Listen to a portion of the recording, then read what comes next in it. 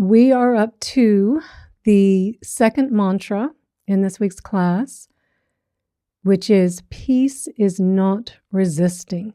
So it's that mind movement of pushing back on what's happening, of not wanting something, of aversion. And really, the resisting is the other side of the coin of chasing.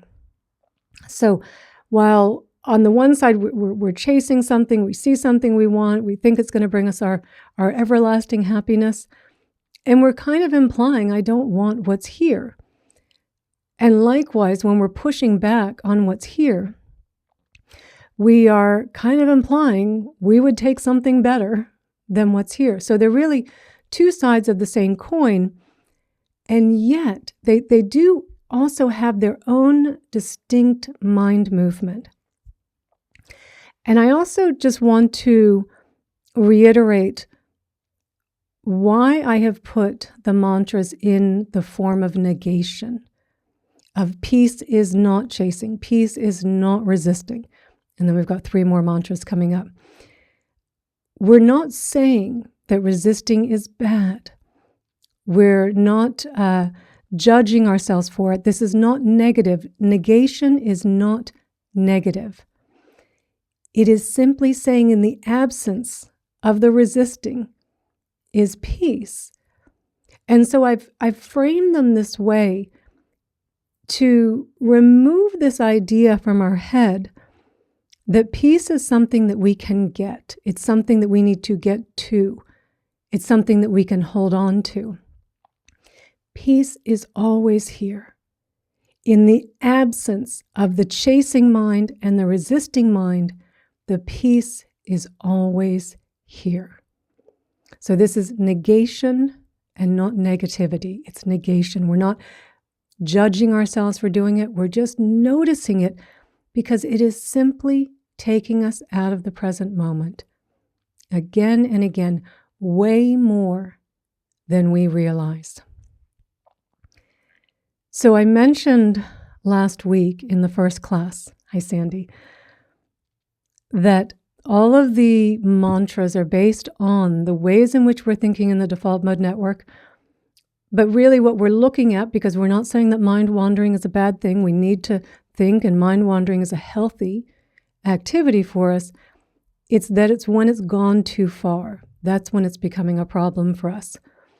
So one of the mind movements that we do a lot in the mind wandering is going back into the past, thinking about the past, reflecting on the past, learning from the past, and all of that is good. But where it goes too far is when we start regretting the past, right? We're resisting now what happened. We're wishing it could be another way. So resisting covers when we've gone too far in the past, when we're starting to regret, but it also covers when we are resisting what's happening in the present moment and when we are resisting what we think is going to be happening in the future. So a lot of resisting going on here in all time zones, a lot of resisting going on. So if we look at our experiences, and hi Monica and Joe, good to see you guys. If we look at our experience, the Buddha very simply put our experiences into 3 categories. We have pleasant experiences, we have unpleasant experiences, and we have neutral experiences. So the neutral are neither pleasant or unpleasant, they're just neutral. So the pleasant experiences are those high moments, those exciting moments. You're getting some praise, you're getting some recognition. It's your first sip of coffee in the morning, and it's the going to a wedding or a party, or you're on holiday, you got promoted, you met a new partner. It's kind of these fun, exciting moments in our lives that we all have. And what I would suggest, really anywhere 15, 20, 25% of our experience is in these pleasant moments. And there's no science behind that, just kind of my own observations. So then when we go to the other side of the spectrum, we go to the unpleasant. These are the experiences where we're getting criticized, we're getting blamed about something, we're having an argument with someone, we've got a difficult person that we're having to deal with, we're feeling some physical discomfort, maybe we're sick, maybe someone we love is sick, maybe we've lost someone that we love, maybe we're grieving. And so, these are experiences that are real, they are unpleasant. And I would, again, just my observation, 15, 20, 25% of our experience we have of unpleasant experiences, unpleasant moments. Doesn't matter who you are. Everyone experiences this. So this means that the bulk of our experience, 50 to 70%, is neutral. Just neutral conditions where we're doing our errands, we're folding the laundry, we're doing the dishes, we're paying the bills, we're driving a familiar route, we're at a traffic light, we're in a long line at the grocery store, we're on hold, we're waiting for a web page to load. The bulk of our experience is simply neutral conditions, neither pleasant nor unpleasant. And yet, the mind comes in and we give meaning to these neutral experiences that tends to skew them towards the unpleasant. So when we're having we're at a traffic light, we're at a red light, and when the mind starts coming in and pushing back and, this shouldn't be happening, and this light's taking too long, and this always happens to me. We take a neutral experience. We're just stopped at a traffic light. It's neither pleasant nor unpleasant. And we skew it to the negative by resisting it, by pushing back on it in our thoughts.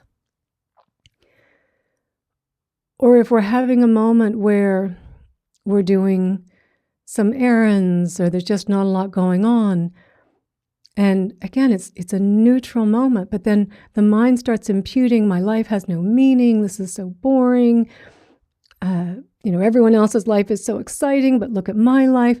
We're pushing back on this moment, and we're skewing it towards the negative. Or when we're in a meeting or on a conference call, and we're telling ourselves, if that person doesn't stop talking, I'm going to lose my mind. It's a neutral experience, but the way that we resist it, the way we push back, escalates the situation and skews it to the unpleasant. So all of this imputing on these neutral moments is where our dissatisfaction, our frustration, the large part of our frustration, of our irritation, of our restlessness, of our anger, of our stress, of our suffering is coming from what we are imputing, the meaning that we are giving to these neutral moments. And this is all self-created suffering. We're doing it. It's not the situation. It is how we are relating to it, how we are pushing back on it. And so why we have this mantra, peace is not resisting, because we are doing this a lot. It's a habit. It's just this, something's happening, we're in a long line, we're on hold, something doesn't seem exciting, and we just have this habit of pushing back on it again and again. So with the mantra, peace is not resisting, we start to bring more awareness to this habit of pushing back. It's not to judge ourselves. It's not to say, I did something wrong because I pushed back, because you're not doing anything wrong. This is just our conditioning. But we are trying to see now oh, peace is not resisting. I am resisting and overlooking the peace that is here by imputing meaning, by imputing negativity where there is none. And so the mantra really helping us to be more mindful, helping us to notice when the resisting is happening so that we don't get lost in the story of pushing back and continuing that resistance and the irritation and the dissatisfaction, but that we recognize more quickly, oh, I'm resisting. This is what's happening. This is what's happening. I'm resisting the situation. Great. Now we are getting to the source of the problem. And so we recognize, here's the resisting. And then we have our mindfulness practices. And very often in the neutral moments, the neutral experiences, it's simply enough to notice and just start breathing mindfully, right? Notice, you won't notice the thoughts. The thoughts are too quick there, and they're going to happen. Don't expect that they're not going to happen. They will continue. What you will notice is the contraction, is the tightening inside. Oh, I need something to stop, right? It's this kind of little war that we're having inside in our heads, and it creates this tension and contraction within us.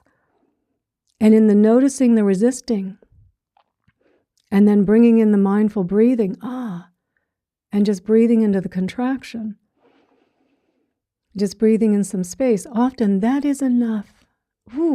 I was starting to really push back, but I'm breathing mindfully.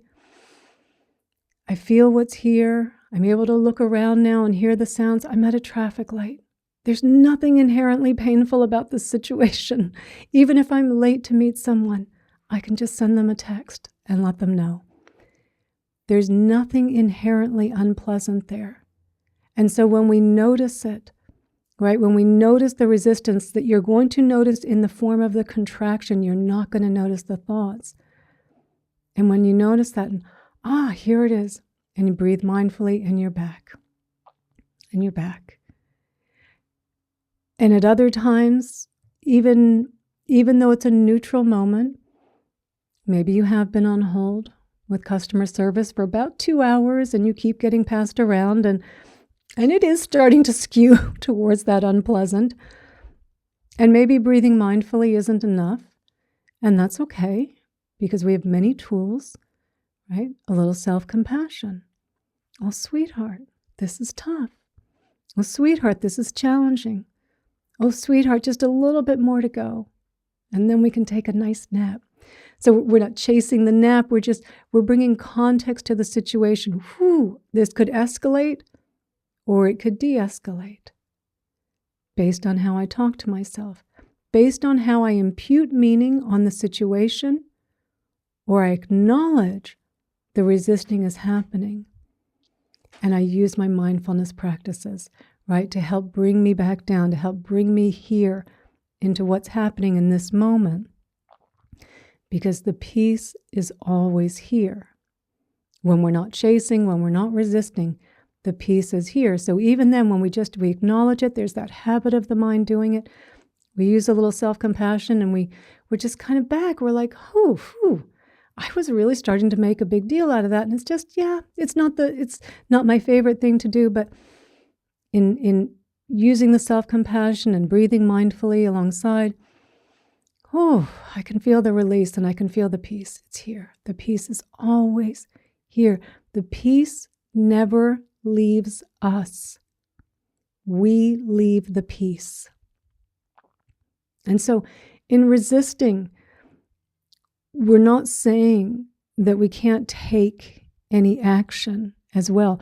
The resisting is what's happening in our head. It is literally this war in our head. We're pushing back, but we're not, maybe we're not doing anything, or it escalates to where we do start pushing back in ways that are very unskillful, the ways that really do escalate a situation. So it doesn't mean that we can't take an action that, again, we're stuck at a traffic light and we think, oh, I'll just text my friend and let them know I'm going to be a little bit late. Or we're on hold on with customer service, and we can even just say to them, like, hey, like, I have been passed around a lot and I'm kind of getting to the end of my tether, right? Could you just really help me with this? Like, I know it's not your fault, but if you could really help me, I'm really getting to the end of my tether. And I will often say that. I'm not really at the end of my tether, but I kind of need to make a point here to say, like, I'm not rolling over and just accepting this. Like, I do need to maybe say something to help someone understand, like, yeah, this is kind of going on a long time and I do need to get some resolution here. And so it doesn't mean that we can't take action, that we shouldn't feel free to take a skillful action.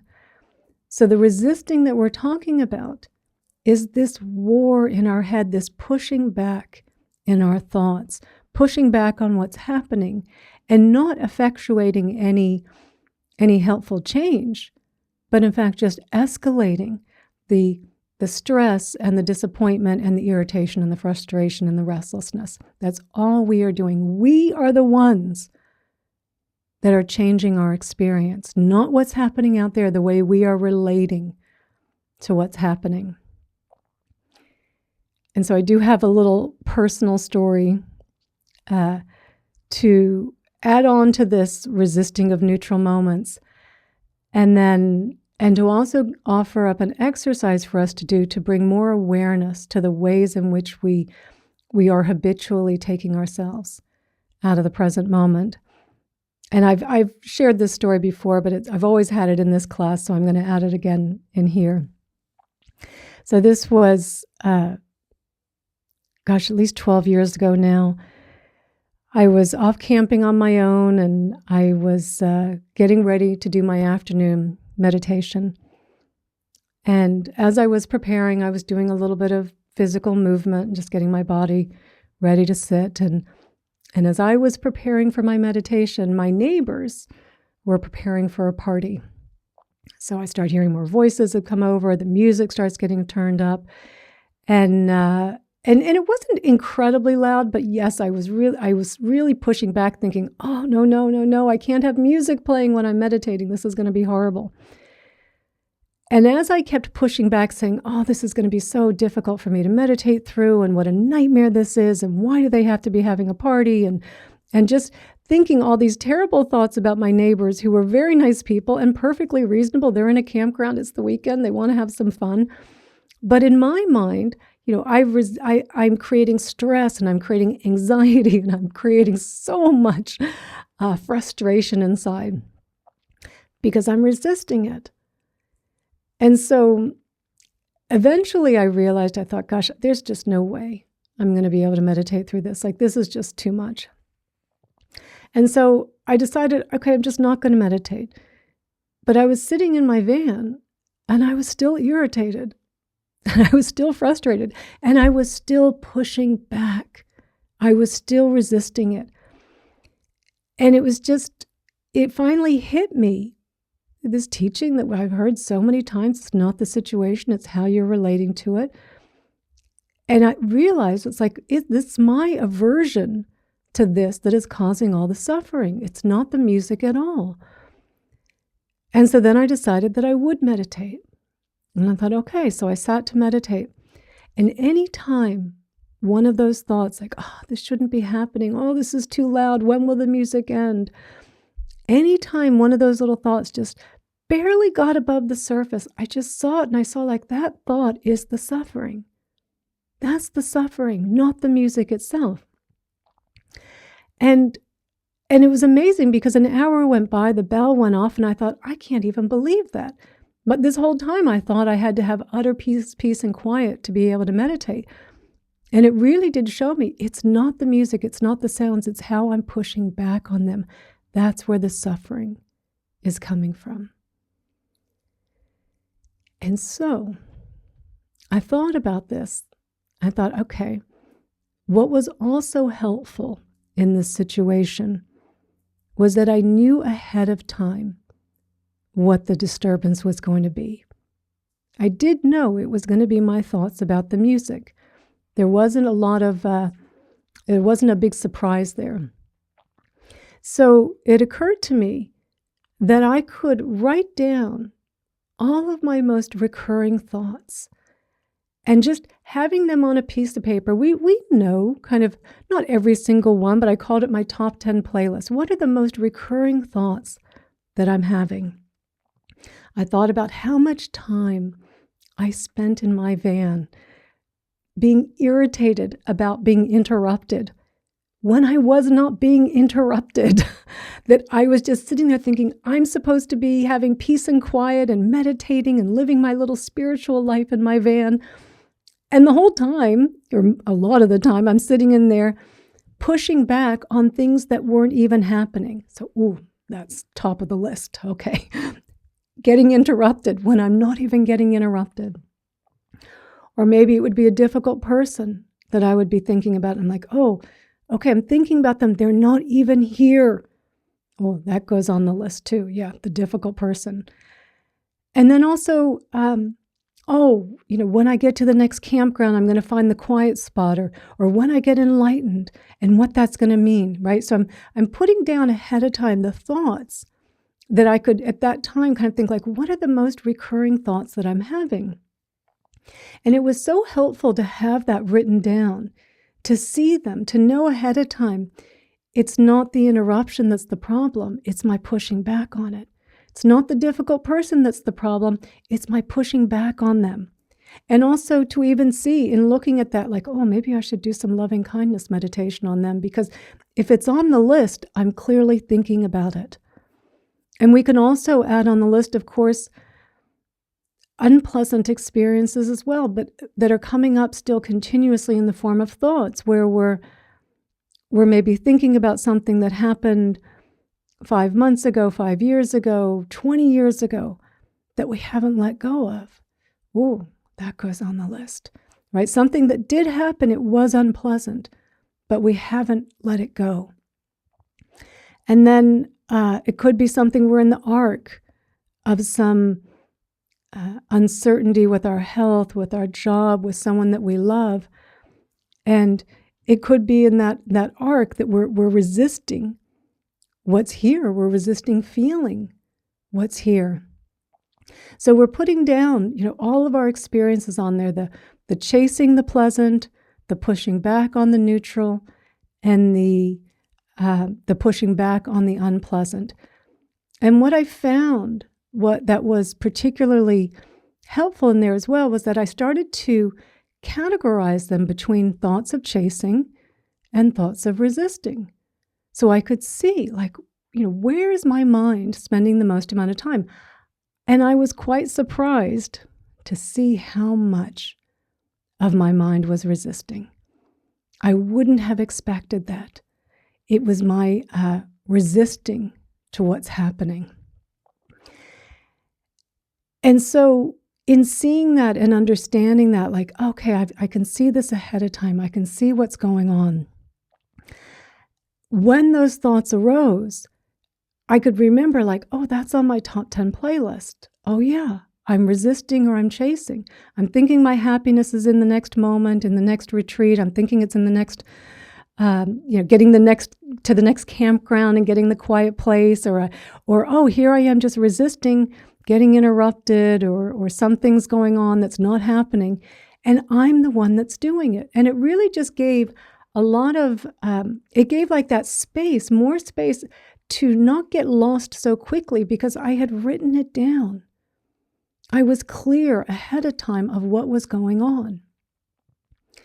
And so I offer this as an exercise, so some homework for this class, to write down your top 10 playlist, just to as many thoughts, but no more than 10, to kind of just get an idea of what are the most recurring thoughts that you're having that are taking you out of the present moment, that are taking you away from the peace that we say we want, that's most important. What are these thoughts that keep taking us away? And it's just for you to see. You don't have to come and share what your thoughts are. I know sometimes we can feel a little embarrassed about what our thoughts are, but we shouldn't feel any embarrassment, because whatever kind of thought you're having, whatever kind of feeling you're having, normal human emotion, everyone's having them. None of this is about judging ourselves, right? But it is about bringing more awareness to the ways in which we keep taking ourselves out of the present moment, how easily we get hooked in, how easily we get lost, and how easily we just take ourselves away from the peace that it is that we want. So I encourage everyone to do their top 10 playlist. And this does take us then to the unpleasant experiences. And particularly if you had something on the list and you could see, and maybe it was something that happened a while back. And we do need to do something with that, because they're not going away. Right? The feelings aren't going away. The resistance is not going away. And it's almost as though the resistance, we hold more tightly in the resistance, but we won't let the feelings in. So we're kind of holding more tightly, but at arm's length, right? I can't let go, but I can't let the feelings in either. And so I do understand that it's very scary for us to feel our feelings. There's this fear that if I let my feelings in, I'm going to be overwhelmed. I'm going to be, it's going to be too much. I'm just going to be thrown over the edge if I let in what's here. But you would be surprised just how much you can bear in the present moment. In the present moment. And so this is where we really have a lot of trust, a lot of faith in our mindfulness practice, and really helping us to come into what's here, really helping to guide us.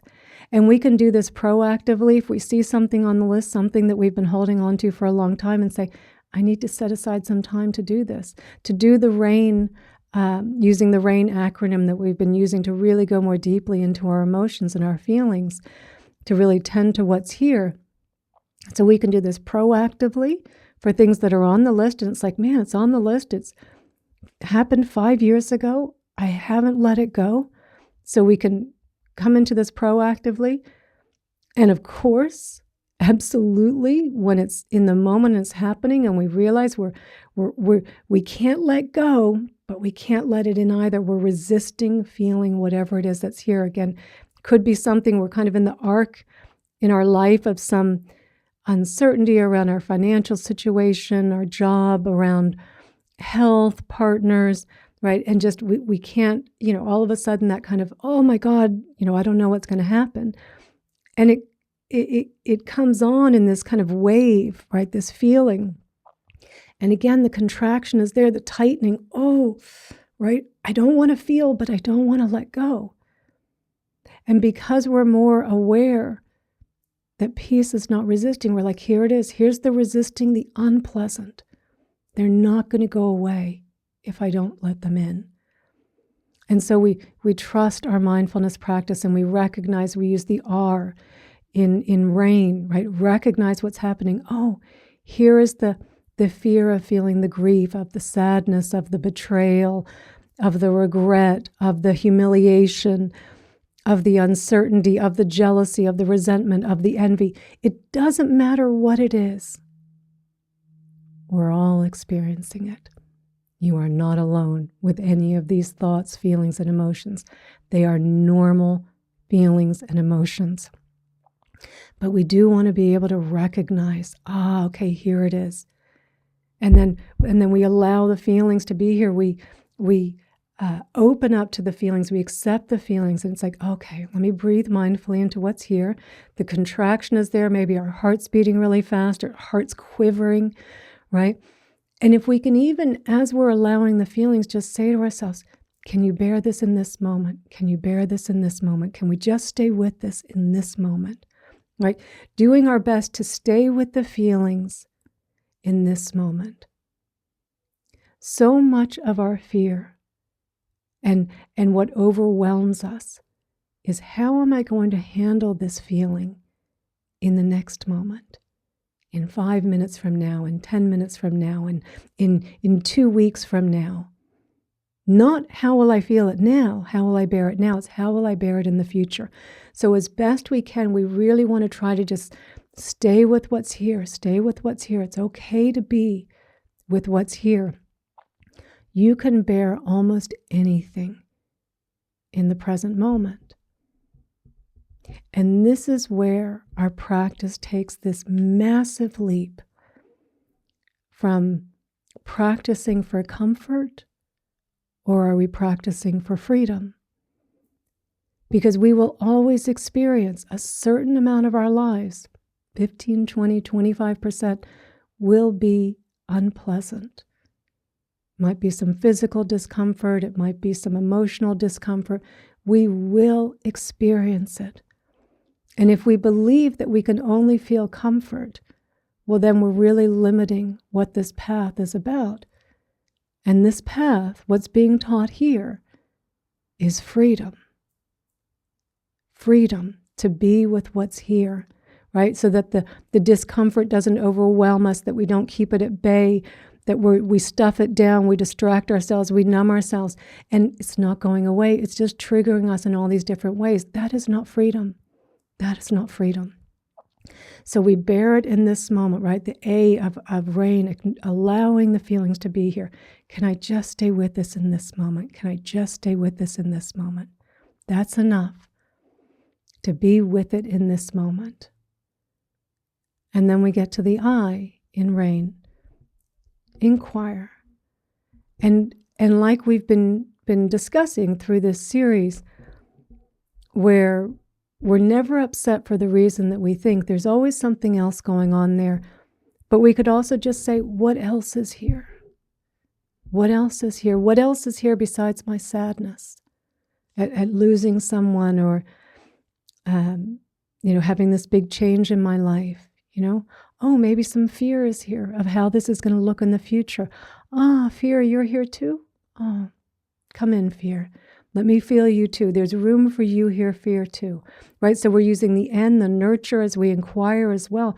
What else is here? And we keep really opening to what else is here. It's the fear, and there's a little bit of anxiety, and there's a little bit of grief from the change in our lives, or something that was lost, or the disappointment by something that happened, or the feeling, underneath that anger towards that person is a feeling like I don't belong, or a little bit of unworthiness. And sweetheart, unworthiness, you're here too. Let me bring some space to you too, right? Let me give you my attention as well, right? And we can bring in as that nurturing as well. We can allow the feelings to be here, the fear, the unworthiness, the I don't belong, I'm not enough. Right, we can allow them to be here, and then we can also soothe them and say, and sweetheart, you're enough. And sweetheart, you belong. And sweetheart, you're okay in this moment. Right, so we really bring some caring, kind words.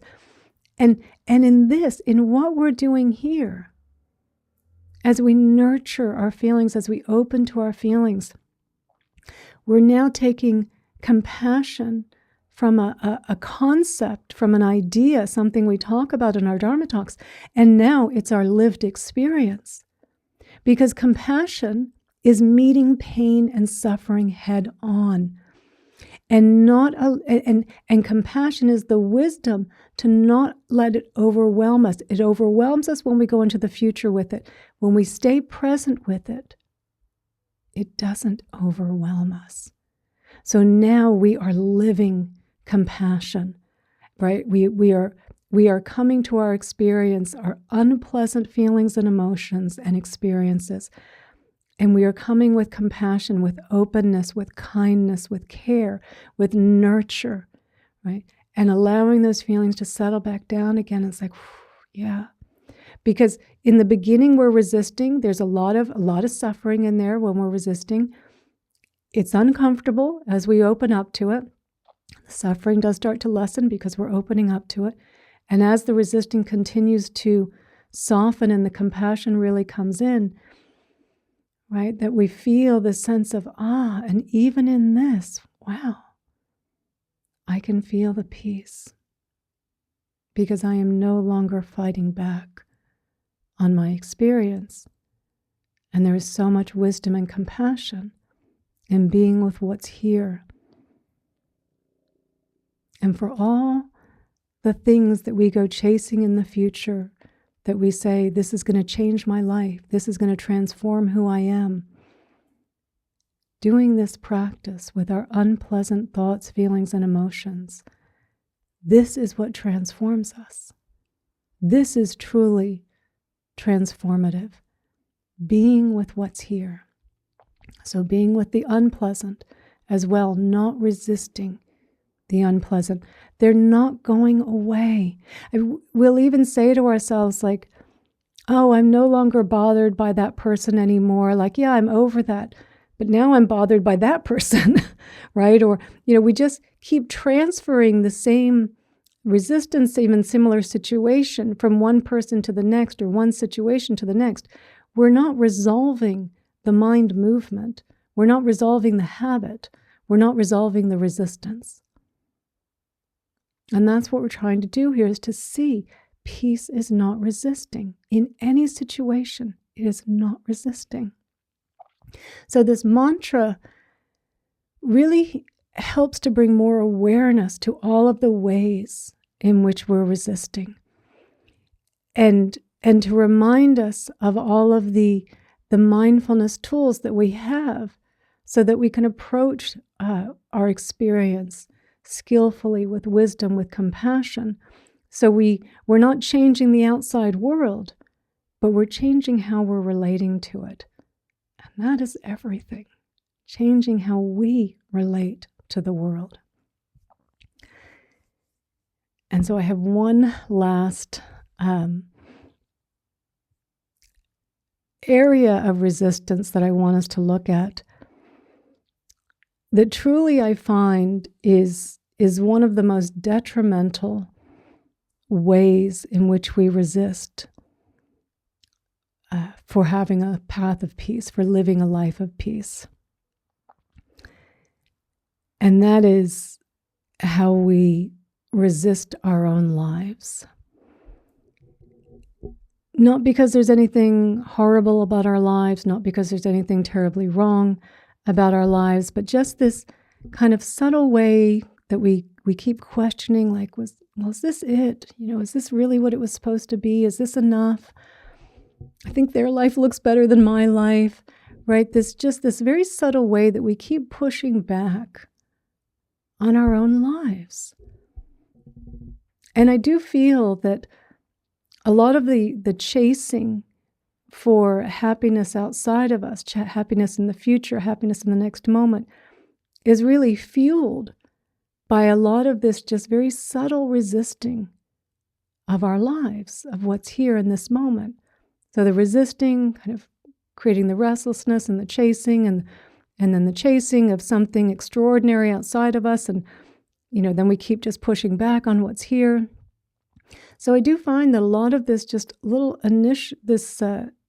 just very quiet resisting of our own lives really propels a lot of the chasing, really keeping us out of the present moment, keeping us lost, looking for the peace somewhere other than where it really is. And so I came across this story. It's a Christian monastic story, but I just like the story, and I think it kind of applies the analogy is here. So this young monk goes to seek out the counsel of one of the elder monks. And as he's talking to the elder monk, he's telling him that he's really restless, he's really unhappy here, and he's doing all the things he's supposed to be doing. He's praying, he's meditating, he's fasting, he's following all the rules. But he can't feel God here. And he's heard about this other monastery up the hill. It's very quiet. There's fewer monks. And it's like, I think I should go to that other monastery. I think I'm going to find God there. So the elder monk is listening, and he's very compassionate, and he's very kind. He's really, he's understanding what this young monk is going through. And he just says to him, just stay. But the younger monk, he just presses on. He's like, no, he's like, I just am so unhappy here. I'm so empty here. I'm convinced I'm not going to find God here. I'm going to find him somewhere else. And so then the elder monk says to him, but if you just stayed, maybe you would find that God is already here. If we would just stay, if we would just stay with our lives, stop thinking that our life is going to start next year, when I get that next promotion, when I get this next partner, when I become enlightened. Stop thinking that someone else's life is better than ours. If I just had their life, then I would be happy. If we would just stop leaving and instead stayed, you might just find the peace that you're looking for. Because every time we are resisting, we are looking away from what's here. We are turning away. We are looking in the wrong direction. If we would just stay here, you would find the peace that you are looking for. And we don't have to do anything special to stay. We just have to stop leaving. We have to recognize every time we keep leaving in the form of, is this all my life is? My life is so meaningless. My life is so boring. My life is too quiet. In any way that we're pushing back on our lives, we're leaving. And so in recognizing, again, you're not going to recognize the thoughts first, you're going to recognize that contraction first. And then you recognize the thoughts, oh, here it is, the resisting of my life. We want to bring more awareness to this. We are doing this way too much of the time. And so as we, here's the contraction. I'm thinking about their life is better than mine, or my life's going to start next week, next month, or when I get to such and such, just fill in the blank. My life's always going to be starting in the future. But amazingly, it's never really started, because every time I get there, I keep moving the goal.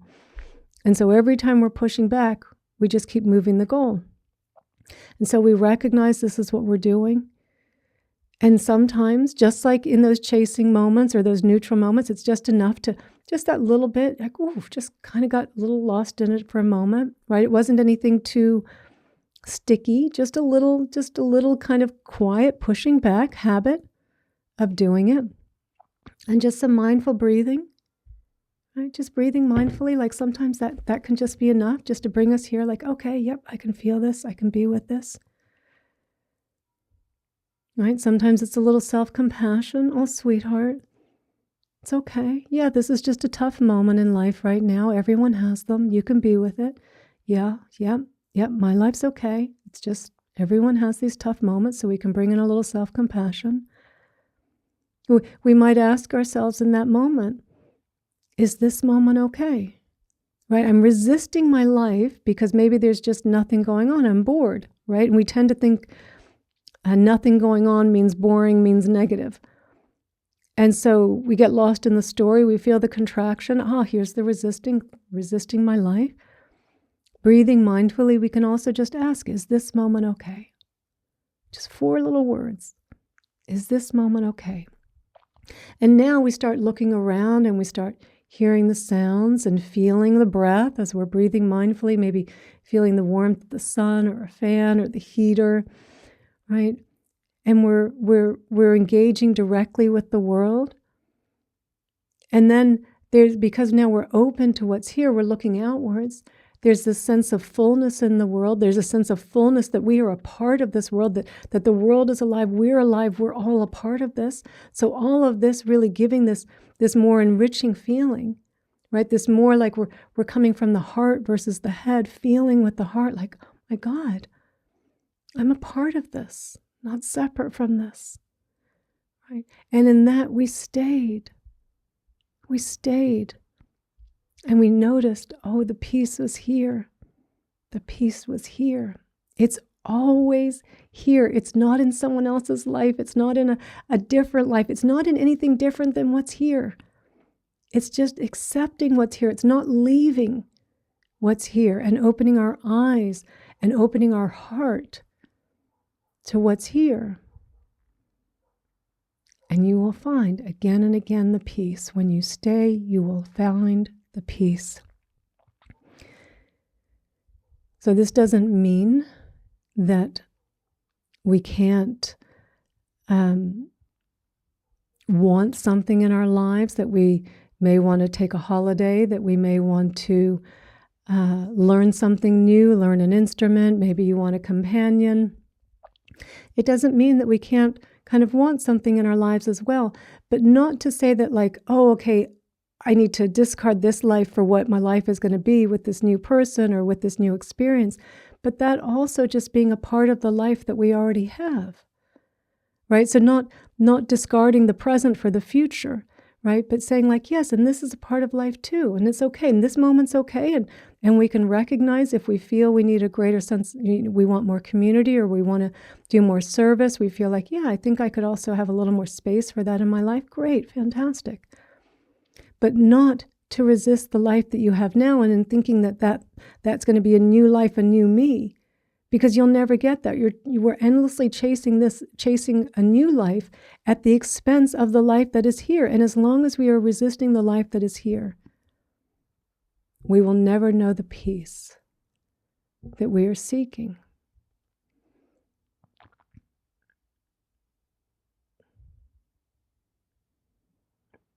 We think the tragedy is that our lives were simple, they were ordinary, or that our lives are quiet. We think that that's the tragedy.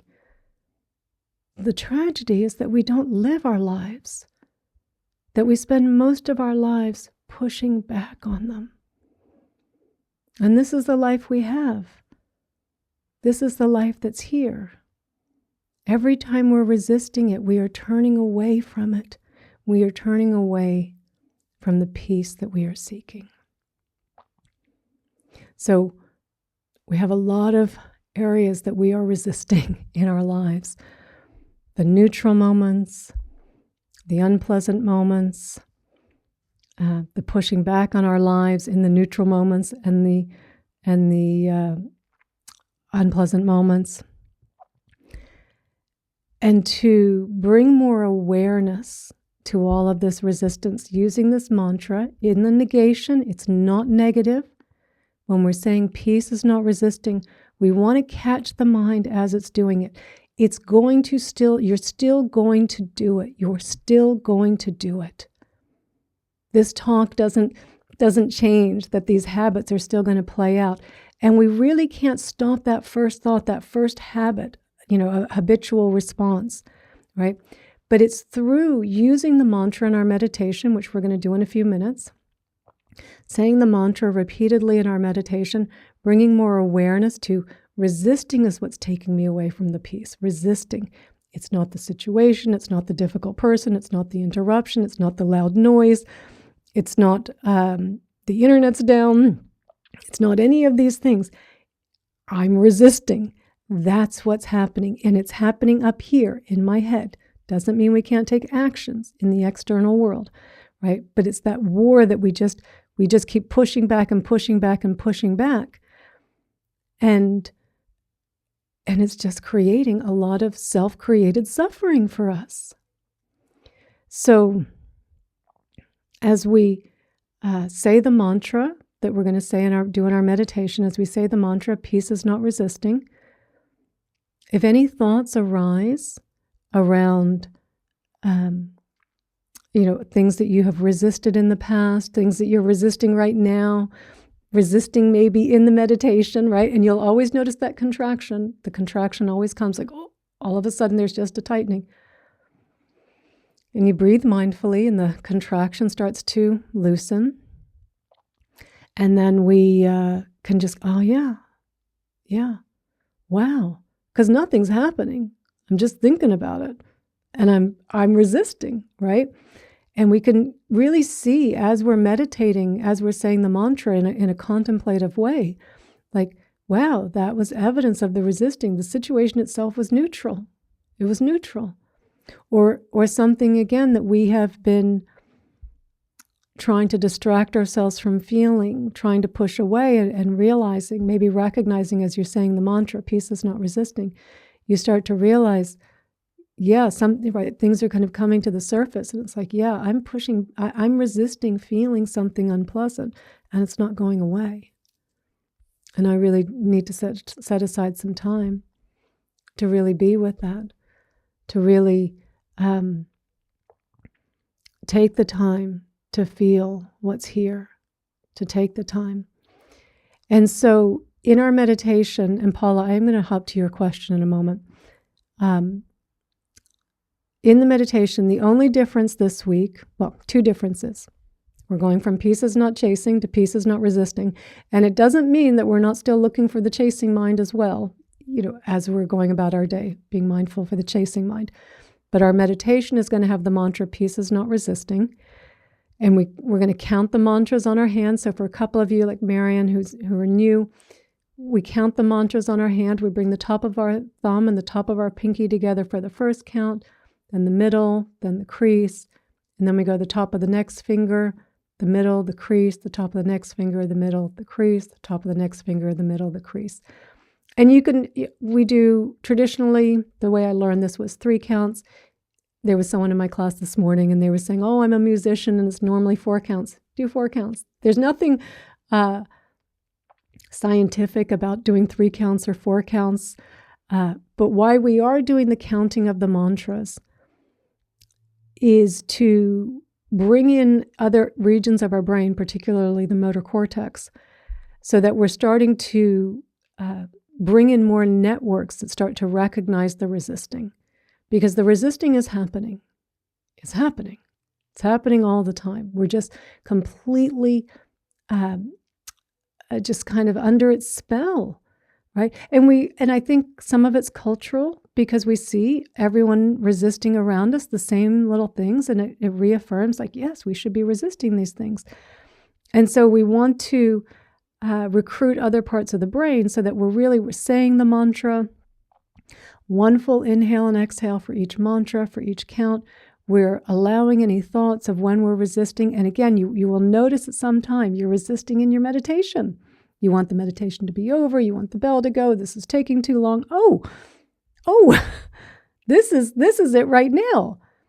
And you breathe mindfully and you go, oh, the problem wasn't the meditation or whether the bell was taking too long to ring. The problem was I was resisting. And in the absence of the resisting, I felt the peace. We have to see where our mind is going.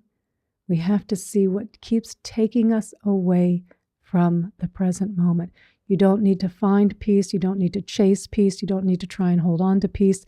It is simply to see how your attention keeps leaving the peace that is always here, always available. So we say the mantra. We are going to increase the time on our meditation this week to 12 and a half minutes. So we had 10 minutes. We started with 5 minutes, 7.5, 10 minutes. Now we're at 12 and a half minutes. 1 minute is our minimum. Let's try and get at least 1 minute in. Try and even just get to the mantras if you can. But 1 minute is still, honestly, our minimum because we are more concerned with consistency right now versus quantity, versus how much time. We really want to get that consistency in. And sometimes it's just, we have too much going on. We miss the morning meditation, especially in the beginning when you're starting this practice. But then you realize in the afternoon and you think, oh, I didn't do it, but I can do 1 minute. We can do almost anything for 1 minute. And so just having that 1 minute allows you to get to the cushion. Usually by the time you've sat, that 1 minute, the bell goes, and use your insight timer bell. Don't use an alarm. So use the interval for the 1 minute, and then you can tack on another 9 minutes 11 and a half minutes to be the total meditation of 12 and a half. But anytime after that first bell is gone, you can get up. But generally speaking, we tend to sit a little bit longer. The hardest part is getting to the cushion. So the 1 minute really dissolves a lot of the resistance around meditating. So we're going to increase the time. We're going to start the same way. Take a couple of deep breaths. So just on your own, taking 3-4 deep breaths. Then we'll let the breath be natural, and you'll just bring your attention to your breath at the tip of your nostrils, just feeling the breath entering and exiting. Just feeling that little vibration as it comes in through your nose. Maybe feeling that the air is a little cooler as it enters, a little warmer as it leaves. Just noticing the length of the breath, not judging it, just So being just curious about the breath. And we'll stay there for about 30 seconds. And then we'll ask the 2 questions. And Marian, and for anyone else that's new in the meditation, I'll give a little bit more context around the questions. We'll let the questions go, and then we'll bring in the mantra, peace is not resisting. And we'll say maybe 4 full rounds, 12 counts of peace is not resisting, and then we'll let the mantra go for the last few minutes and just leave our attention just on the breath. No more counting, just leaving our attention on the breath at that point. Okay? I know that was a lot. Sorry, a lot of information here, but the bottom line is that peace is not resisting. Peace is not resisting. And I know there were some other questions, and Victor, and I do want to get to your question as well, which I'm going to after the meditation. I am just going to address Paul's question because it does, they both relate, but this very much relates, where you're asking what would be the difference between not resisting and then suppressing your feelings in a painful or comfortable feelings, emotions. You feel like you've been suppressing your feelings about a situation. It invariably comes back to haunt you in the form of physical ailments. And so you're wondering what you're doing wrong. Just how you're describing it to me, right? It comes back to haunt you. If you think you're suppressing it, you probably are suppressing it. If you're asking the question, you probably are. And I appreciate your honesty with that, or even your question saying, I'm just not really sure, right? And so using the RAIN acronym in mindfulness, when we really come in and we feel what's here, we allow the feelings to be here, we nurture the feelings. As you go through the recognize, allow, inquire, nurture, as you go through that, right? And sometimes it can be 5 minutes, sometimes it might be 8 or 9 minutes, 10 minutes, 15 minutes, depending upon what it is that's going on. But there is a sense of ease and opening throughout the process. So if we're closing throughout the process, we're suppressing again. If we're opening throughout the process, if we're feeling just a little bit lighter, relatively speaking, we know we're opening to it. And yes, because Alice, suppressing is a form of resistance, distracting ourselves, numbing ourselves. These are all forms of resistance. And so we know when we're suppressing, when we're distracting, when we're numbing, it just comes back and bites us in another way. It always does. It always does. It doesn't go away. It just keeps coming back. But when we're coming to what's here, we're noticing the resisting, and we're really feeling in the body what's here. And even feeling where you're saying coming back and haunting you in physical ailments. So then we don't look at that as the punishment. It's that, okay, that's here too. Let me breathe into the discomfort. Let me feel it. Let me be with it in this moment. Right? And as we're here with the unpleasant experience, the unpleasant memory, the resistance, there should at some point feel a sense of relaxing, a sense of ease. It may not feel pleasant, right? It depends on what's going on. It may not feel pleasant. If it's something really deep and a deep wound, it can feel a little scary even, being with that. or even with the pain. I had a esophageal spasm the other night, and oh my God, I thought I was having a heart attack until I realized, I'm like, oh, it's not my heart, it's my esophagus. And the pain was just shooting out. And I mean, it was just, and, kind of just paralyzed me for a moment. And I just thought, just stay here. I did reach for my phone because I thought if I need to call someone if I'm having a heart attack. And then I realized, I'm like, it's not a heart attack. So doesn't mean that we don't take action, but I had my phone nearby. And unfortunately, I could just reach it because, I couldn't actually get up out of bed. Anytime I moved up a little bit, the pain just kept shooting out. So I just stayed with what was here, stayed with what was the pain in this moment. What was here? It was unpleasant. It was incredibly unpleasant. But I could bear it in this moment. And even in that shooting pain, there was a beginning, a middle, and an end. Even the intensity, it softened a little bit. It's like enough just for me to be able to breathe, and enough to be able to recognize, like, this is not my heart, it's my esophagus. And it was just a few moments before I was thinking, I take these really big magnesium pills before I go to bed. It was just a few minutes before I thought, I should get up and get some water. I feel like one of those pills hasn't quite gone down. And then I was like, oh my gosh, and it hit me. So I was like, okay, I know this isn't a heart attack. But I could just be with it. And it's like, the intensity would come and go, and I could bear it in this moment. I could bear it in this moment. And there was a sense of release. Even as the pain was shooting, there was a sense of not adding more pressure on. I didn't need to add any more pressure on. And so, Paula, that you're asking the question is, you're opening to ask the question. Brilliant. Fantastic. You're open enough to even say, like, am I doing this? And so as you do as you're mindful with the feelings, the physical feelings, the emotional feelings with it, using the RAIN acronym, being with what's here in this moment. Can I just bear this in this moment? You'll notice if there's a loosening that's starting to happen. There's a loosening, and there is this feeling of freedom in being with the being with the discomfort. Not even saying I need to feel comfort to be okay. It's like there's a freedom in that. So there's definitely a different tone. There's an openness to it. It's still unpleasant. It's still uncomfortable. But your mind is no longer resisting. You definitely notice there's a difference there. Yeah, Sandy, as you're saying, when the Buddha closes his eyes to go inward, to be with what's here. So being really mindful, Paula, of those times when you're pushing back, when you're resisting. Here it is. Oh, here's the resisting.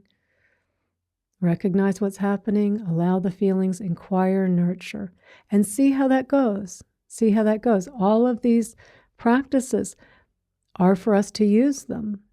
They're to be used, and to if you can, to just have some trust in the process, It's not necessarily always going to feel, in fact, at times it will be unpleasant. And yet when the mind opens to what's here, it stops pushing back, even in the unpleasant sensations, the unpleasant physical sensations, the unpleasant emotions. When the mind is open to it, there is a sense of ease in the fact that we're not pushing back. And Victor, I am just going to look at your question real quick, and then we really are going to do the meditation, and I'll get to the other questions. In how to help people with the resistance towards death and dying, because that's a beautiful question. I don't know if that's an area that you work in the field. And there's probably a lot of people that really, like I know there's some Buddhist groups that work in hospice, and they really specialize in these things. But I would just offer my own little 2 cents as, sometimes we can't, and in fact, why this question kind of struck me, our seeing our resistance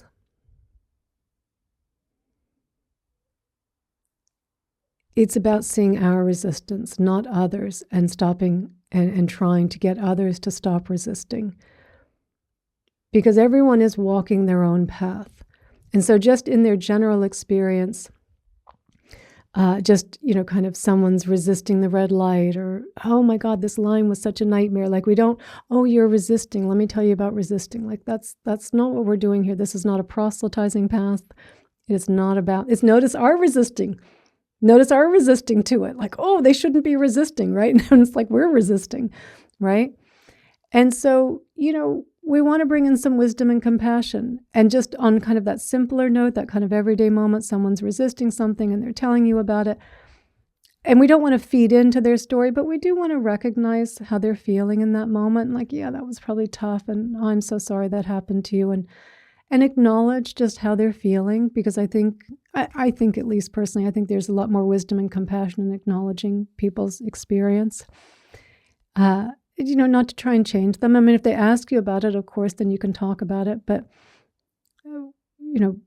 most people, when they're in a resisting state, do not want to be told that they're resisting. And they're resisting. They're not going to be open to it. And it's just going to be frustrating.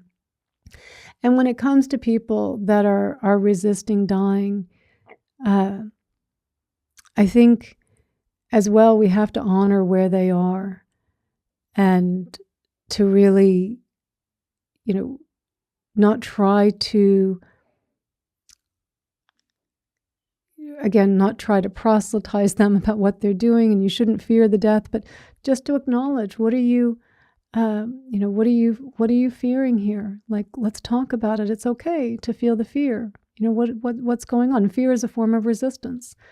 And maybe we just find a way in there of just acknowledging, not to get them to lose their fear of dying, their resistance of dying, but just to meet them where they are, and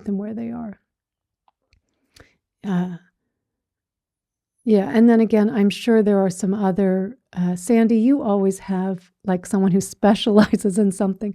I'm sure there are, I'm sure there's some people that could even talk more about that work like in the hospice industry, that have more insights into that. But just through my own experience and with my own mother dying last year, and she really had a lot of resistance to it.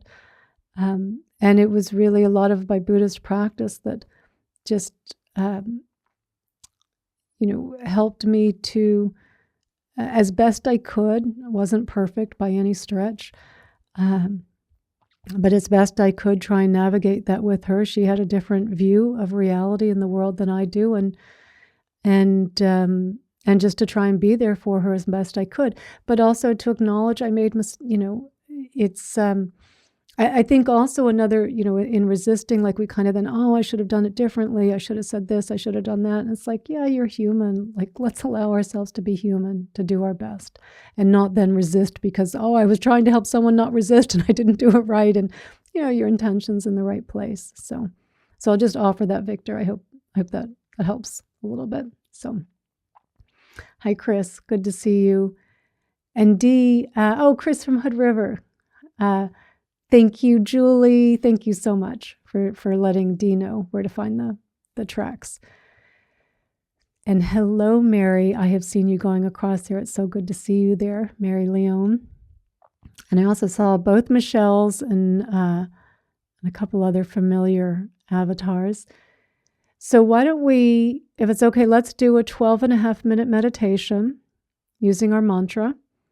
And then I'll go back to some of the other questions and make sure that we get everything addressed. And in fact, what I'm going to do, I'm going to try and do, because what happens is I can't go back. And because Victor, I saw you have something here, I'm going to do some screenshots. Because Nietzsche, I saw you had a question as well. Hopefully I can go back. Hopefully I can pull up the screenshots without disconnecting us here. So we'll see. Okay, but let's go ahead and meditate. So it's like 1:13 now. So we'll meditate to, it's 12.5 minutes, 25, 1:26. Okay? And for anyone that's new, I'll kind of talk us along as well in the meditation. So I'll talk a little bit in guiding us. Okay? Hi, Michelle. Good to see you. Okay, so let's just close our eyes. And just notice if you need to make any adjustments in your body, even just making a little bit of movement. We've been sitting for a while now, so if you want to make a little bit of movement, make sure you're comfortable. Make sure your back is straight.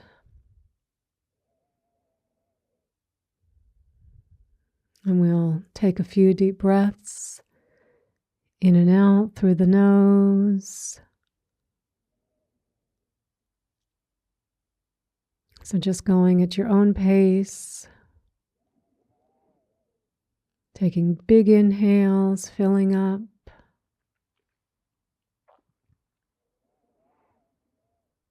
And long, slow exhales.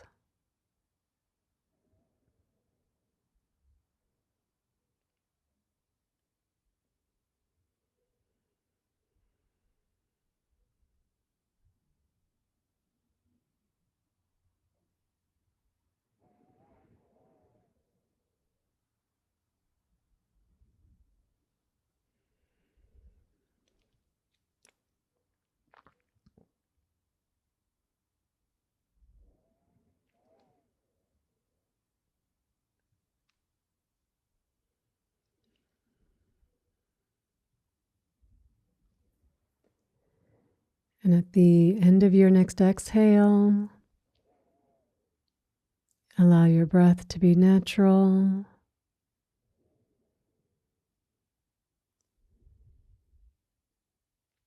Allowing it to flow at its own rhythm, its own pace.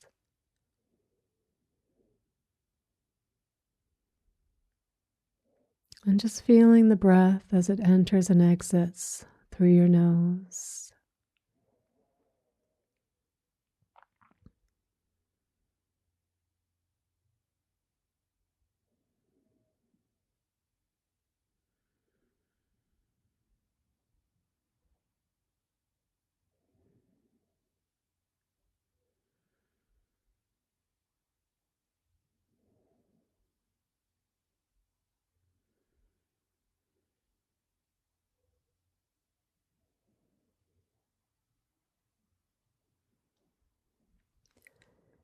And ask yourself, what is it that you want more than anything else in the world for yourself?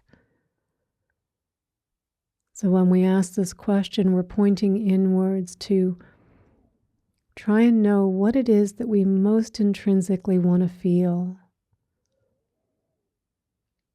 It might be something like peace, contentment, satisfaction, connection, belonging.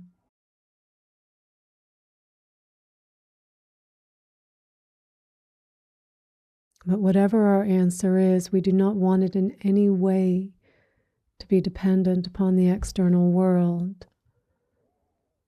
It's an internal state. So just find a word that really speaks to you of what it is you most want.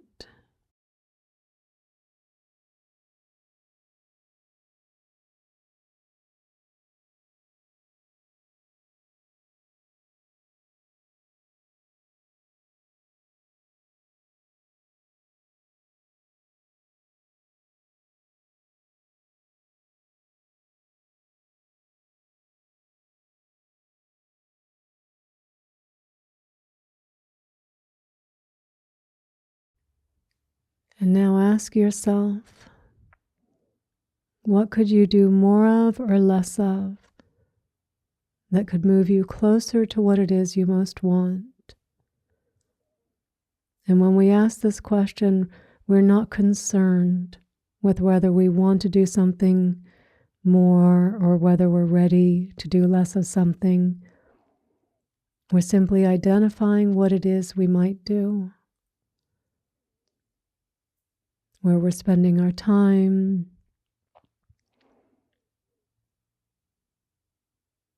where we're putting our attention and just being honest with ourselves about what it is we might do.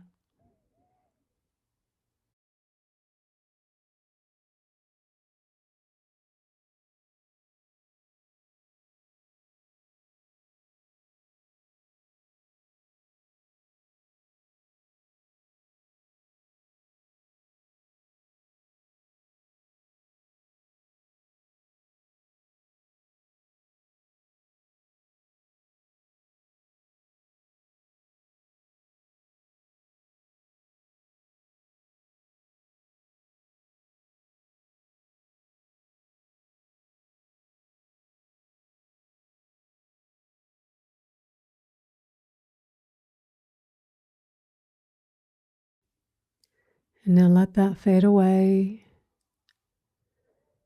and we'll bring in the mantra. So bringing the top of your thumb to the top of your pinky. And as you silently say, peace is not resisting. One full inhale and exhale for each mantra, for each count. Peace is not resisting. Peace is not resisting.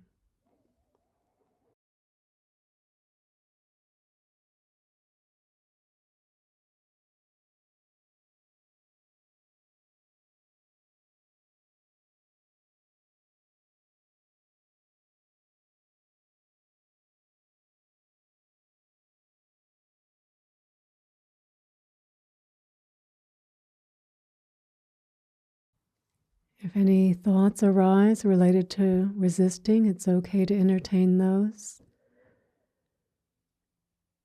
If any thoughts unrelated to the mantra arise, just notice that your attention has wandered from the topic, and in that noticing, just gently falling back into the breath, the mantra, the counting.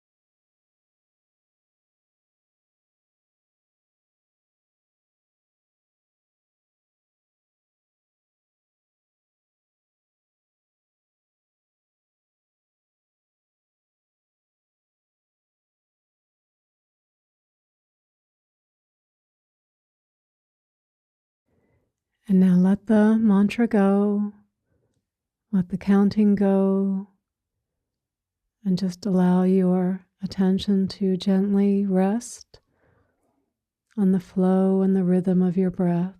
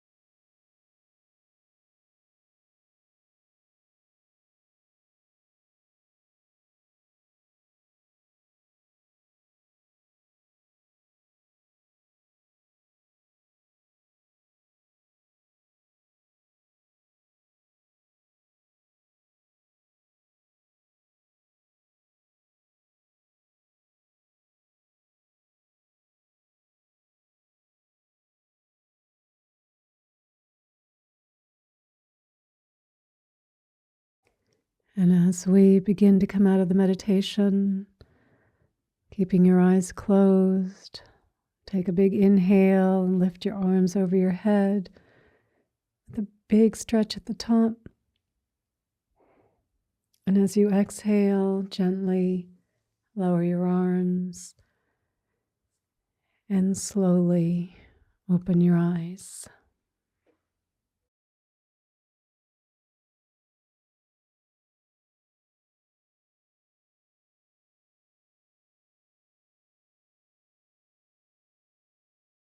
Okay, so that is peace is not resisting. When we repeat it, and we probably did 36, 40 times that you've said this over and over in the meditation, doing it with the counting, it really does just kind of imprint it into the foreground of our minds.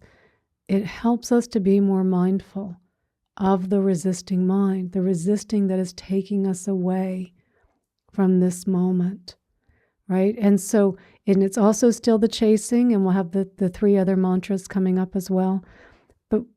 But to see, what we want to see is these mind movements that keep taking us away. And first of all, Lori and Julie and Dee, thank you all so, so much. And Kathy, as you put it too, it's not resisting the fear. That's exactly right, Kathy. Peace is not resisting the fear. If fear is here, fear, you can be here too. And you can breathe mindfully into fear, and you can bring your kindness and your comfort to fear, right? That's not distracting. It's not suppressing. You're allowing the fear in. Whatever is here wants to come in, wants to come in. It wants to be felt, but we resist it, and we just keep it at arm's length. We hold on, but we won't let go because we won't let it in. And it's okay to feel fear, and it's okay to, again, none of this is about judging ourselves. It's not about, oh, I should only feel this and I shouldn't feel that. Or it's not about, I shouldn't make a mistake. I had this moment and I was pushing back on something and I said something. Like, we're all going to do it. We're all going to do it, right? If we need to apologize, then we should apologize, right? But to notice that resisting in our mind, I'm such an idiot. I can't believe I said that. How can I stop myself from ever putting my foot in my mouth? Well, then maybe by never speaking. And that's not wise, right? We don't want to say, well, then I'm never going to be around people. It's about, recognizing the amount of time that we talk, something eventually is going to come out wasn't as eloquent as we would have liked. I'll put it kind of just as nicely as I can there. And it's not to beat ourselves up about it, but to recognize the resisting. Yeah, oh, sweetheart. Even there's some comfort, sweetheart, not your best moment. No. But I really didn't hurt anyone. I don't, maybe there's nothing to say, nothing to do. But I can let go of the resisting, and I can bring in some comfort, and I can feel the contraction, and I can keep breathing into that, being mindful with what's here, being with what's here. Okay, breathing and allowing it to be here. And thank you, Cindy and Alice and Ruth. Oh my gosh, thank you so much. Thank you all so much for the donations. And Sandy, you were saying you heard about a study that showed that both prayer and meditation have the same physiological effects. There you go. Yeah, I could see that. I always liked, there's this saying that in prayer is when we talk to God, and in meditation is when God talks to us. And we can just use in that, however you take the word God. I know a lot of people have resistance to the word God. I used to have a lot of resistance to it. To me, it's just the religious term for awareness, for presence, universal consciousness, whatever you want to call it. It's just the, it's just the religious term. Or love. Thank you, Kathy. Yeah, it can also just be the word for universal love. Yeah. And Dina Joy, thank you. Thank you so much, Dina Joy. Yeah. Oh, and Aviva, and good to see you're here, and thank you so much. Thank you all so much for the donations. Yeah, and Christina Grace, the mind, it can be incredibly powerful. Yeah, it can also be incredibly painful when it's kind of let loose. Yeah. Actually, Julie, okay, you heard it like that. Prayer is asking, meditation is receiving. Yeah. Oh, and Alice, I didn't realize that the word God didn't come into use until the 1300s. I'm actually reading a book right now called The Rules, the Benedictine Rules. And I'm just finding it very interesting. I find the Benedictine monks very interesting, and nuns. And, we can learn, right? I mean, where they might use different language, there's actually a lot of overlap with Buddhism. In fact, in this book, because it's a commentary on the rules of Benedictine, and she'll bring in the Tao Te Ching or just kind of other things, kind of other references to keep kind of bringing a more modern day approach to it. And I find it very, very interesting to sometimes use the different examples, just the different language that they'll use. And sometimes it's just all getting these deeper truths, right? It's all about having these deeper truths, just letting the penny drop. And sometimes hearing it from a different tradition can be very helpful.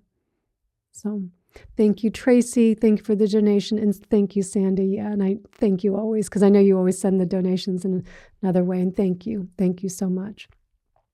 Okay, so I'm going to see if I can get back to Victor. Okay, Victor, I'm going to have to I'm going to see if I can go to the screenshots, without losing everyone here, because you said you have experience with resistance to the connection with others in groups. You are experiencing resistance to connection with others in groups. Maybe that's what you were meaning. And notice that. Notice that, right? Notice how the resistance is stopping the connection in the group, right? Even just in a situation where we feel a little bit uncomfortable, right? And then we're kind of resisting it, right? And in the moment that we even just acknowledge, like, it's okay. It's okay to feel a little bit of uncertainty, a little bit of anxiety around a group, right? Especially maybe it's a group we're not familiar with people. And it's okay to feel that, and in feeling that and just feeling maybe a little bit of the discomfort in the group, in acknowledging that, right? Notice how in the softening, as the resistance goes away, the connection is there. It's our resistance. Even if we're having like in some situation, again, it's kind of just a little bit awkward for whatever reason. It's just a little bit awkward. And we acknowledge the awkwardness, right? We acknowledge that, I just feel a little awkward around this. Like, okay, don't resist the awkwardness, just feel it. Okay, ooh, breathe mindfully into it. Don't try and push it away. It's okay. And even as that awkwardness starts to dissolve, the resistance starts to dissolve, there may still be a little feeling of awkwardness, but all of a sudden we're kind of open to what's here. And so much of the awkwardness is the story that we're telling ourselves about it. We're no longer in the head, we're in the heart. And it's like, okay, this actually, I can still even feel somewhat awkward, but feel okay. But I can feel okay. Oh, and Dina Joy, it was this time, in 2022 when we walked on the beach. And that's a great book, Stephanie. Yeah, that's a great one. Okay, I want to get back to Nietzsche. Oh, Brooke, also, where you're saying also not meeting expectations. I think where I was talking about life, when we're resisting life, not meeting expectations, like we have this expectation of what our lives are supposed to be like, and miss the life that we actually have. Yeah, great point, Brooke. I'm sorry I didn't see that when I was giving the talk, because that would have been a great addition there. And Nietzsche, where you're saying, and what if the noise is really triggering your nervous system, for example, in the night? So even that, and I live down here in Mexico, and Mexico is a different culture. They like to have big parties, and I live, out. I'm kind of, you can see, you don't see any other houses. I have neighbors, but they're not particularly close. And then when they have a party, like that party could be, it could be a mile away. And it's something about the way the acoustics and the wind here too, like it just can be blaring in here. And they'll party till 6 a.m., like 8 a.m. I'll wake up in the morning. I didn't hear it during the night. And then it's like, oh my God, walk outside and there's this huge party. And it is the culture here. And so while it might feel a bit jarring to the nervous system, I would tell you what's more jarring is the resistance to it, right? So breathing mindfully, it's a sound. It may not be our favorite sound. It's probably not what they do in those torture things where they really, those horrible, horrible sounds, but it's a sound. It's not a pleasant sound. I get that. If you have a fan, and I do have a big kind of turbo fan to put on here for those nights, I'll put it on. Sometimes the party is so loud, even that can't stop the music. So what are our options in that point? The music's playing. It's night. Breathe mindfully. Be here with what's here. Yeah. And the nervous system, accepting like even the anxiety that the nervous system is feeling, being with what's here, like it's okay. It's okay to be here with this. Can I bear it in this moment? Because again, the fear is usually, how am I going to bear this in 5 minutes? Or what if I'm not going to be able to fall asleep? Or, what's this going to mean for tomorrow? I do want to acknowledge, Barbara, my gosh, thank you so much for that donation. Thank you so much.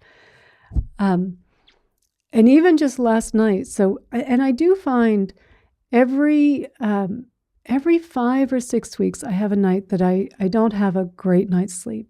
And this really happened, I think for most women, we reach a certain age, certain period in our lives, and just our sleep isn't as good as it was when we were young.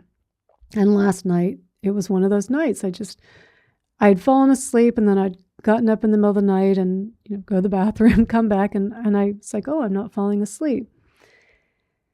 And all I did in that moment, I recognized what was happening. Okay, just not falling asleep. That's all that's happening. I could tell myself a story. I've got 2 classes to teach tomorrow, and oh my God, how's this I'm not going to be able to think clearly, and I'm going to be a wreck. I could resist it and tell myself a story, or I could just breathe mindfully. And that's what I did. I breathed mindfully. And then I fell asleep. And then because I woke up a little later, And I was like, oh, I fell asleep because I remembered what I was dreaming about. I was like, oh, I must have fallen asleep. But then I just couldn't sleep again until the alarm actually went off. And I just thought, okay, I'm just going to keep breathing mindfully. Just keep breathing mindfully.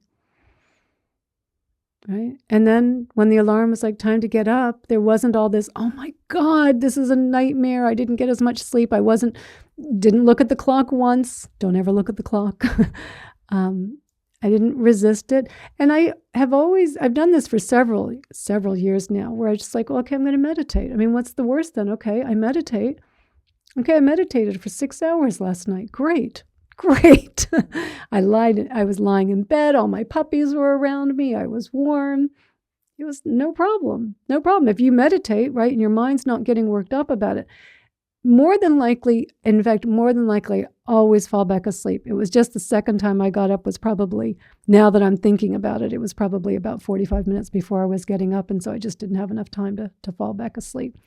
So even then, even when our nervous system is kind of, we don't want to make it worse. We don't want to put more pressure on it. We don't want to make an unpleasant situation amp up our nervous system, our stress, our distress, our dis-ease by resisting it. It's like, okay, what can I do? Breathe. I'm telling you that the story is way more painful than actually what's happening. The story is way more painful. So, and thank you, Victor, and thank you, Brooke. Thank you so much. And Julie, it's at 9 o'clock. Okay, so I hope that helps, Neilji. I hope that helped to understand. And Sandy, just seeing your comment that you've tried to think your way out of a lot of problems and you've just self-compassion. Yeah. Self-compassion, yeah. So powerful. Most of the time, there's nothing to do. But every now and then, there's something to do. Every now and then, sure. There might be something to do. But we also do it not from a place of distress and not from a place of, oh my God, I'm going to lose my mind if this doesn't change. But just like, yeah, I can ask something, sure. They may not do it. They may not do it.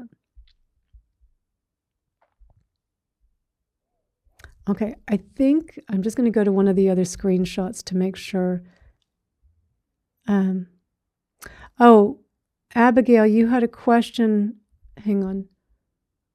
Because I can see Alice responding, and thank you, Alice, for responding to that. But I think hang on, let me see if I can pull up on this screenshot. Oh, Abigail, when I was doing the screenshots, I didn't see what your actual question was. Would you mind let me just see. I did 3 screenshots. I haven't lost you guys yet. I've just got the top of your name there. Yeah, Abigail, if you want to recopy and paste that, I'm happy to take a look at that question. Okay. And then, let's see. And again, Julie, thank you for helping out. Dee and Alice, thank you for helping as well.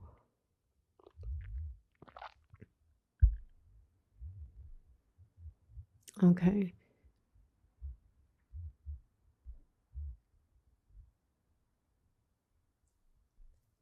Oh, I might have come to the end. Oh, no, Kinsey. Okay. Oh, and Brooke, thank you. That's so nice. So, Kinsey, you're saying allergies began to surface during the meditation, and it was a beautiful and funny practice in allowing and noticing the resistance. Oh, I'm so glad to hear that. Thanks for sharing that. Yeah, like just in the meditation, something's happening, our nose is running, we're coughing. And then because we have this idea in our meditation, no, it's supposed to be something, right? Oh, no, it's supposed to be like this. And it's like, well, that's happening. The allergies are happening. The coughing is happening. The runny nose is happening, right? It's like, I've got to go to the bathroom. That's happening. I've got to get up and leave the meditation. Right? It's about seeing also, and I think, Brooke, it was your comment about the expectations, like just this expectation that we have about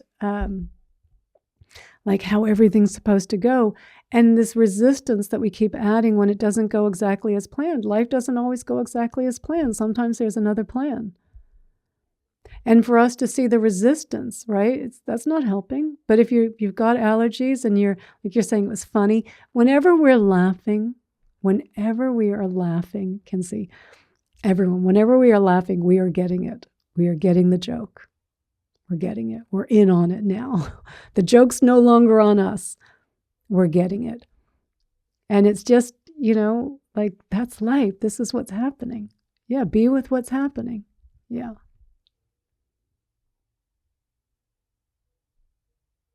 Okay, and Abigail, you were saying, you were just wondering, when you feel your feelings, you go down a rabbit hole and get frozen. And I know you are I know you are dealing with a lot. I know you are dealing with a lot of things. And so maybe proactively, again, you can, as you're filling out the top 10 playlist of the thoughts, the worries about the health, right? The fears that are there. You don't have to wait for them to come on. You can sit proactively when you're not, before our nervous system escalates, before before the fear escalates too much. So we can do it proactively and sit down and start working with being with our feelings, right? And just working with being with what's here. And just doing our best, and maybe not starting proactively with the most intense emotion, but just, something that's kind of there. It's got a little bit of teeth to it, but not too many teeth, right? And like, okay, well, let me just work with this for a bit. Let me just work with this. Let me just be with these feelings. Okay. Let me just be with what's here. And just practice, right? Just practice being. And can I bear it in this moment? Can I bear what's here in this moment? And really, as you're coming into your feelings, right, as we're breathing mindfully, we're feeling what's here, you can become really curious as you move through your body, like, oh, I can feel my heart beating really fast. And we're not pushing back on that. We're just, oh yeah, I can feel it. Whew. Yeah, there it is. Okay. Breathe a little space there. And let me move a little lower, and I can feel a little tension in the diaphragm or down in my belly. And wow, what's that feel like? What's the shape of that? Wow, is it sharp? Is it dull? Like really kind of get really granular about these physical sensations, right? Bringing a sense of curiosity. You won't, as you bring that curiosity to what it is that you're feeling, opening to what you're feeling, you're getting further and further away from the story of feeling, of even just the story of I fear feeling my feelings, the story that is causing the freezing, not the being with the feelings. So just practicing being patient with yourself, being kind to yourself, beginning again, and even just working with all these little moments, all these little neutral moments, these little things that we, those little frustrations, those little disappointments. Every time we're able to breathe mindfully and feel what's here, right? We're getting more comfortable feeling our feelings. It's for most of us, and particularly I would say in the West, for most of us, this is a very new experience, feeling our feelings. We are not used to feeling our feelings. We are used to distracting ourselves, suppressing them, numbing ourselves, doing anything, running away from them, doing anything but feeling them. That has really been our MO when it comes to being with our feelings. So this is a very different practice. And while the instructions, and I hope that they're coming across at least clearly and somewhat, hopefully somewhat simple that there's a simplicity to them. There is still a lot of resistance to feeling them. So even though as we're trying, it's like, there's still that resistance there. And so a lot of self-compassion really cuts through that. Oh, sweetheart, this is hard. Right? Patting ourselves. This is hard to feel this. Yeah, it is hard. Yeah, it is. I'm not used to this. Yeah, it's okay. There's a little softening in recognizing this is hard. Yeah, this is hard. Yeah, just do your best. Do your best. Let's stay with what's here in this moment. Let's just do our best. And am I doing it right? Oh, that's just another thought distracting us. I'm doing my best. We're doing our best. Just stay here. And we start to get better at it. Anything that we start out in the beginning It's difficult and it feels so foreign, and it's like, I don't really know what I'm doing. I mean, just meditating, right? We were like, I don't really know what I'm doing. And so, anything takes time. Anything that we're learning to do takes time. And this is a real, we have been escaping and running from our feelings for most of our lives. This is something we have not wanted to come towards. And as you're saying, Michelle, and hi, and so very, very accurately, that then we think some feelings are bad. And I shouldn't feel this feeling. This is a bad feeling. Every feeling deserves our attention, deserves our openness, deserves our kindness, our care, our compassion. Whatever feeling you're having, everyone is having. The whole, whatever emotion, whatever thought, whatever feeling that you are having is a normal part of the human experience. Part of the resisting on feeling it is this kind of way that we go, oh no, there's something wrong with me. I shouldn't, you don't have to go and post on Facebook what the feeling was, right? But it's just enough for you to acknowledge it and just go, yeah. And this too, and I can be with this too. I can be with the feeling of envy. I can be with the feeling of jealousy. I can be with the feeling of unworthiness in this moment, and bringing in self-compassion, nurturing as best we can with it. And I've said this, I think, the other week in class, just like me, millions of people around the world are feeling shame. Just like me, millions of people around the world are feeling guilt, are feeling humiliated, are feeling unworthy, are feeling jealous, are feeling envious. Whatever it is, fill in the blank. Millions of people around the world are feeling that. And when we acknowledge it in that way, it's like, yeah, this is a normal human emotion. And this too, I can turn towards this. This is what's here. This is what needs tending. And so just being really patient with yourself, Abigail, just being as best you can, as patient with yourself, as kind to yourself. Begin again. And this is for everyone. Be patient. The thoughts, the resisting, they're still going to come. They're still going to come. They don't change because of this class. What changes is the mindfulness comes in a little more quickly. We're so believing the story that my problem is out there. We are so used to believing that. But now we're more mindful of that resisting mind movement. Oh no, there's the resisting. And in the noticing that, we're kind of pulled back from our experience, right? We're like, and the mindfulness is naturally there, and then we know what to do, right? And then sometimes we get pulled a little bit more down the rabbit hole, right? And it's just, okay, begin again, begin again, begin again. Begin again. Always with kindness. Begin again is not for if we need it, it's when we need it. We all begin again. Everyone begins again. It's built into the practice. Okay? And just Michelle, there's lessons. This is where we grow in all of these, in being with our unpleasant feelings and emotions. Right? We're not practicing for comfort anymore. We're practicing for freedom. Huge lesson there. How much of our practice, I have a talk on that on Insight Timer. How much of our practice do we really do for comfort? It should be for freedom. And it's also about taking compassion from a concept to being a lived experience, to meeting our pain head on in this moment, in this moment, in this moment, without judgment, without pushing it away, but opening to it.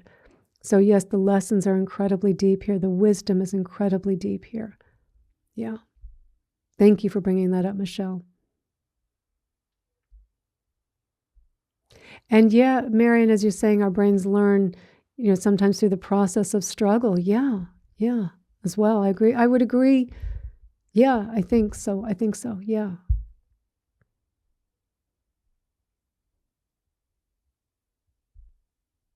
Yeah, and Alice, you're saying you used to think feeling your feelings was sitting and thinking about them instead of going in your body and feeling the sensations. Yeah, and now you know. And Sandy, 100%. If you're thinking you should be a specific way, that is the cultural programming, right? If I should be a certain way, I shouldn't be the way I am. Each of us is the way we are. It doesn't mean that we can't improve upon certain things, but we are who we are.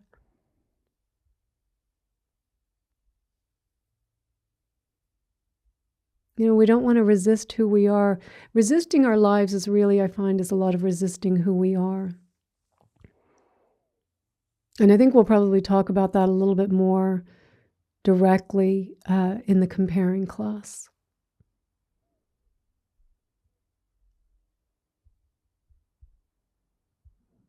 Yeah. Okay. I think I got into all the questions. Neilchi, I think, was it you that I wasn't able to, or no, there was someone that, oh no, Abigail, and you were able to repost it, right? Okay. So I think that was all the questions we got to, and we are coming up to about 2 hours, so probably a good time for us to close here. So just to remember this week, we're using the mantra, peace is not resisting. So that's in our formal meditation, peace is not resisting. You can be saying it outside the meditation as well. When you're standing in line, you're at a traffic light, peace is not resisting, right? Just further imprinting this wisdom in our minds, so it's more at the forefront, so we catch it, so we're more mindful, right? So we're more aware of what's happening in our experience. And let's go up to 12 and a half minutes, minimum 1, always minimum 1, but then we'll go to 12 and a half if we can. And always the same way. And I put the instructions in the group page on my teacher's page from last week, kind of just do the deep breaths, come to the nose, ask the questions, then bringing in the mantra. And of course, noticing as well the chasing as well, right? We're not forgetting the chasing mind either. These are the 2 main mind movements. As we go through the mantras, we're going to be coming to comparing, judging, and narrating. Those are the next 3. And so we're still mindful of those others, and comparing and judging and narrating really fall under the chasing and resisting. So just being more mindful, really using our mindfulness practices, and do write out your top 10 playlist. Take a look and be willing to add to the list. Like sometimes something catches us off guard and then we go, oh, wow, oh yeah, that one, number 1, going to number 1 with a bullet. They shouldn't be doing that, right? Go write it down. It just, kind of writing it down, putting it on the paper, looking at it, really gives us that little bit of spaciousness to be aware of what's happening, so that then the mindfulness is there, and then the practice is there, and the practice is there. So just do your best. Just do your best in each moment. Be kind, be patient with yourself. Begin again. And of course, we'll be here again next Sunday, and we'll continue on. We'll move on to the next mantra as well. So thank you all. Thank you all so much. Thank all of you. I really appreciate so much all the donations. Thank you. And I'll see you next Sunday. And so until then, peace is not resisting. Peace is not resisting.